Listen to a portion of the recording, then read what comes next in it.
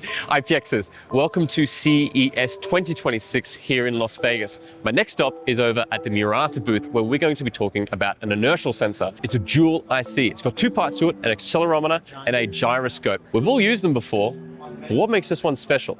I guess you're gonna have to watch the video to find out. Let's go talk to Suie. Thank you so much for having me on the booth. Elliot, thank you for coming. I've already explained to the people at home what we're going to be talking about today, but specifically, who is this?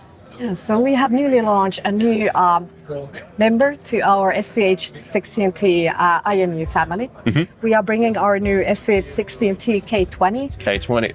with improved gyroscope and accelerometer. The accelerometer is new, stable, low noise. It uses a double differential measurement principle, which is actually familiar from Murata's SCH34 series. So this new MEMS enables extremely stable offset and sensitivity over time and temperature. So why would somebody, because there are a lot of accelerometers and gyroscopes on the market at the moment, why would somebody use this one? So in our SCH16T family, we already have our groundbreaking low, ultra low noise density gyroscope. And now in this new product version, we are improving especially the accelerometer. And there are certain applications such as, for example, robotics motion control or camera image stabilization where you need higher accelerometer performance. Right. This is where K20 is now targeting. Okay, cool. So that's where you'd be using that. Awesome. Yeah, exactly. What came before this? To put it into people's heads about why this product is so good, why this IC is so good, why they should be using it. Can we give them a position or a picture about what came before this? What came before the K20? Yes, so we launched our SCH16T-K01 2 years ago. And as said, the gyroscope is groundbreakingly good.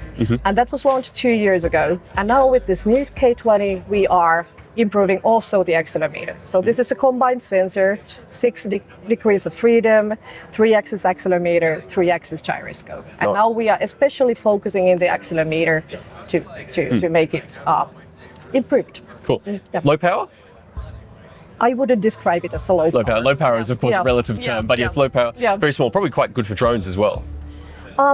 In drones, depending on the application, you may need a wider measurement range. And actually in this SCH16T family, we have K10, which could be a fit for drones as well. Right on, very cool. If people will be looking to evaluate this technology and their new design, where can they find more information?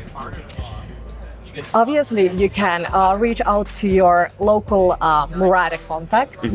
And you find more information via www.murata.com. And you find the sensors and you find the SCH16. In terms of where this fits into a system, just put it into people's minds, how do we communicate with it?